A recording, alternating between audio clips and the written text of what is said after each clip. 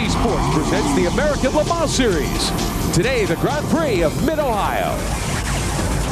And welcome to Mid-Ohio Sports Car Course in Lexington, Ohio. The cars are on the racetrack for the 6th round of the 2001 American Le Mans season, the Grand Prix of Mid-Ohio. One of the first things an aspiring race car driver has to learn is the correct way and the quick way around a given course. Our own Calvin Fish is the lead instructor here at the Mid-Ohio Driving School. And then you're going to run out a little wider than you really think you should. Okay, because if you're looking ahead, you'd be setting up for that left-hander, and it really doesn't gain you much by doing that. So use up a fair amount of the road coming out of this corner, and then you'll still be cornering, loading beyond the gas pretty hard, then coming up into here. And again, you can brake pretty late and give it at least like half a car width on the inside and then tighten down to the apex through this corner. Calvin taking a busload of drivers around to show them the quick way around Mid-Ohio. Only 2¼ miles in length, but 13 turns are packed onto this track, making it very busy. And they will be in the 23 car. Let's show you the rest of the starting lineup as the field gets set to take the green. Claudia Hurtgen and Steve Knight will start 12th. Milka Duno and John Graham. The two Corvettes are 14th and 15th. Then a host of the GT machines that look at the Porsche ahead of the factory BMWs. The first of the Vipers, Shane Lewis, David Donahue, they're 19th. We'll show you the final 7 spots on the grid. Johnson and Cunningham start the 10 car in 22nd. Peter Cunningham driving today for Bill Hauberlin as we get a look at the rest of your starting lineup. We have in-car looks from a host of machines. Fredrik Ekblom is the 4th fastest qualifier in GT in one of the Schnitzer BMWs. He lines up 20th on the grid.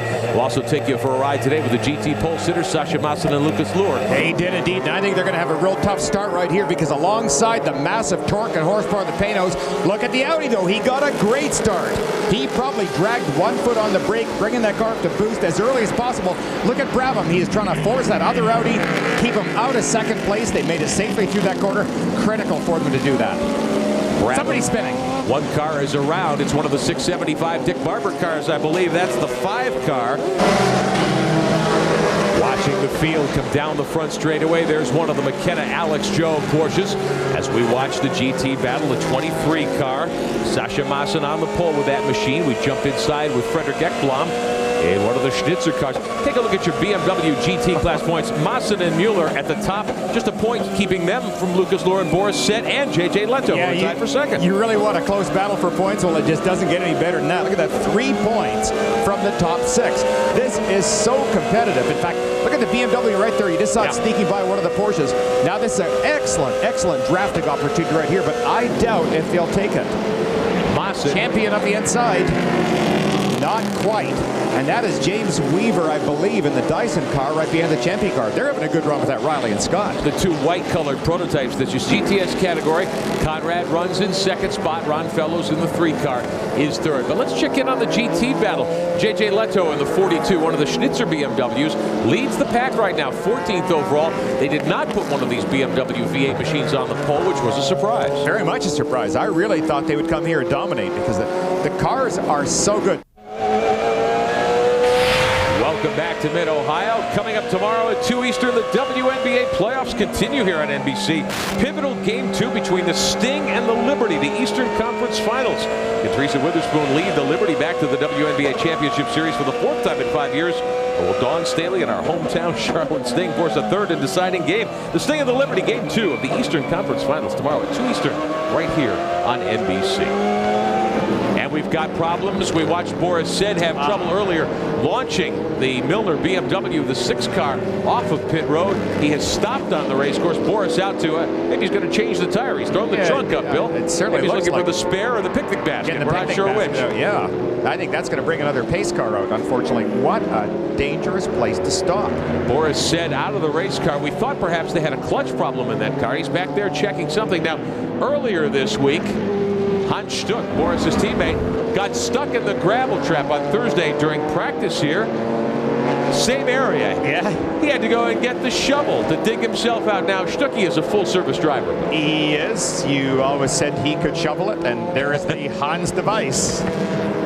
We understand that the 6 car now has lost fuel pressure, and that is why Boris has stopped. And that's why he put the trunk lid up. That's where the fuel cell is located. Well, and the fuel pump, I guess, on that car. And the one thing that strikes me, why not coast to the inside of the corner, Boris? I mean, that's a dumb place to stop. unless there was just no choice. If the fuel pressure goes coming over the crest of that hill, he's got to be running 80 miles an hour, even if he's coasting.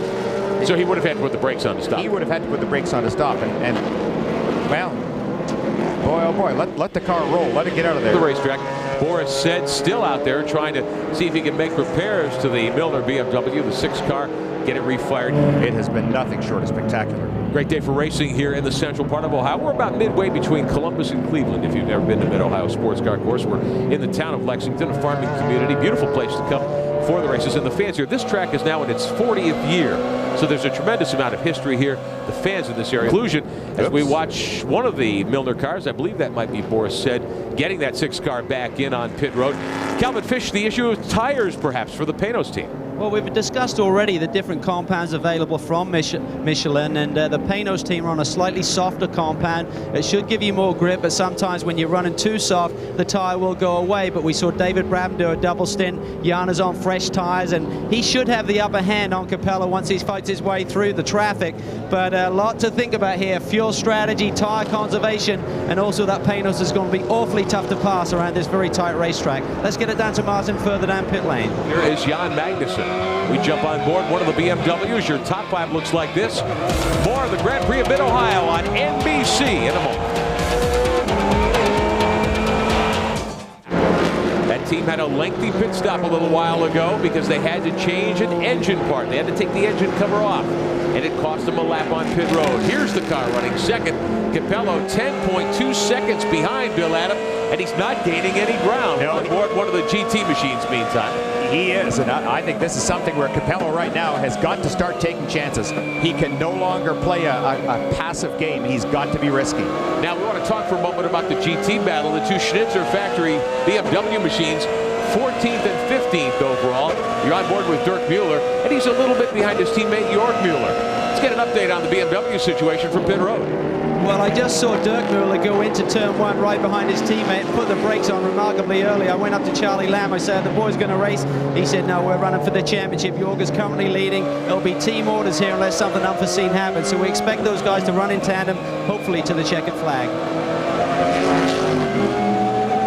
Müller in the 43, giving you a look. This is Dirk Müller, second in class. These are such beautiful little cars. I mean, you look at the M3s on the street, it's everybody's dream machine. They're gorgeous, but this is just like the ultimate M3 because of this little V8 race motor in it. And you can help me get the V8 option in mine, right, Bill? I don't think so. I think it may be an option that you and I can't afford. Probably so. Müller doing a great job driving this machine. Just gorgeous. You know, it's so disappointing, too, for the PTG team. I know Tom Milner and all his guys really had hoped to have a good run this weekend. We had talked back at Mosport again about bragging rights, that both the European and the American team, Tom Milner, they like to win. It's always good to take what is a virtually identical car and beat the competition, but also beat the other guys who are running it too. You want to prove that you've got the best team, and Milner's got to be a bit disappointed about today. 19 minutes to go, the GT battle. Here's your class leader in the 42 car. This is Jörg Müller. He's finished 5th or better in 6 of his 7 starts this season. At the top of the broadcast, we pointed out just how tight the points battle is in GT among these drivers and teams. There's the gap between 1st and 2nd in the class right now, with time starting to run out here. Martin Heyman, the Porsche group, Alex Job's team, they certainly had high hopes before the drop. You know what that would have been? Pace car. Full course caution.